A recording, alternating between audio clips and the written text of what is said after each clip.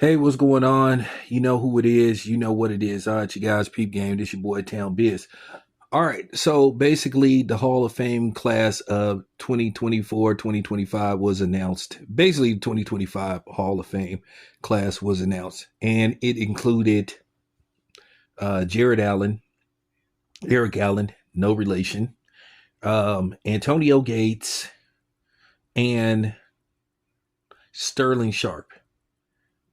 Pretty much veteran guys who didn't get in on their first years of eligibility, second, third. I think Jared Allen should have been got in. I think Gates, you could have made an argument he was like at least a second ballot. Eric Allen should have got in years ago. Sterling Sharp, due to the fact that he has such a shortened career, basically they made him wait. And I think if it wasn't for who his brother was, who knows? He might have not even got in as of right now. I think Shannon Sharp played a pivotal role just because of his popularity. And Shannon Sharp had been calling for years for his brother to get into the Hall of Fame. But with that being said, the one particular guy that everybody had a question mark about, even when he retired, was Eli Manning. Most observers thought that Eli Manning would get in on the first ballot. There were a few that said, I don't know. Of course, Skip Bayless, because Skip Bayless, he just, a dude that just likes to hate just because he's a hater and he's a goofy. But with that being said, Eli Manning unfortunately didn't make it on his first year eligibility. I don't know who's up for the Hall of Fame next year as far as first year eligibility. I'll have to check and see. But I will say this much. Me, myself, I thought Eli Manning was a first ballot Hall of Famer because he was a Super Bowl MVP not once but twice, and he won 2 Super Bowls. He had decent numbers as a quarterback. He threw for like well over 50,000 yards. He did throw a lot of interceptions, but nevertheless, he threw far more touchdowns than he did interceptions, and he won 2 Super Bowls. Like I said, Terry Bradshaw averaged an interception a game his whole career. But what I'm going to tell you, and this is just real talk, I think Eli Manning is a victim of politics and a little bit of hate. And, basically anger. Because you still have a lot of Tom Brady nut huggers that are mad at the New York Giants for basically ruining history. They was not supposed to win that Super Bowl where they went up against a undefeated Patriots team. They wanted the Patriots to basically, run the marathon. They basically wanted them to get across the hurdle and basically make history.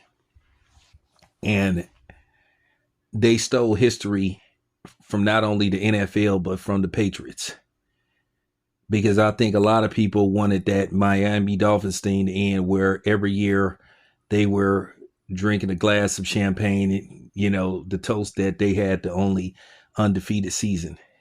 And I'm just keeping it a buck. But I do think that there was a lot of vitriol and resentment from, Tom Brady nut huggers who decided, oh, I'm not going to vote for Eli because basically he beat Tom Brady not once but twice in the Super Bowl. That doesn't make any kind of sense, but a lot of people think illogically like that. So Eli actually might be paying the price for winning 2 Super Bowls and winning 2 Super Bowls via off of Tom Brady. They were not supposed to win that game where Eli Manning, looked like he was about to get sacked.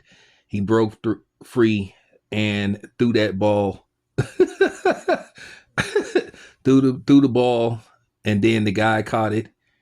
David Tyree caught it, and then it led to him throwing the game-winning touchdown to Plexico Burles. But they was not supposed to win that game. And I think a lot of people had resentment towards him, and Skip Bayless did. So, of course, Skip Bayless That's what he does.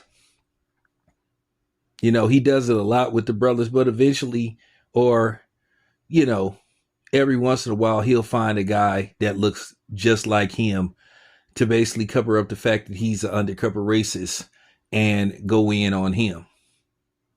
But a lot of people had it in for Eli Manning for basically disrupting history. People were pissed that the Giants won that Super Bowl. And this is why to this day, people think that the NFL is scripted. But me, myself, I think Eli Manning was a first ballot Hall of Famer. But now it comes to, or should I say the question is, when will he get in? Hopefully he gets in next year. Hopefully we don't have to be going through this for years to come if he doesn't get in next year. If he doesn't get in next year, now this is going to be a problem. And they did the same thing to Michael Strahan too. Michael Strahan didn't get in on his first year eligibility, which many people thought he should have got in on his first year eligibility. But he didn't. So hopefully this doesn't drag on. But me, myself, I thought Eli Manning should have got in on the first ballot. Anyway, it's your boy Town Biz. I'm out.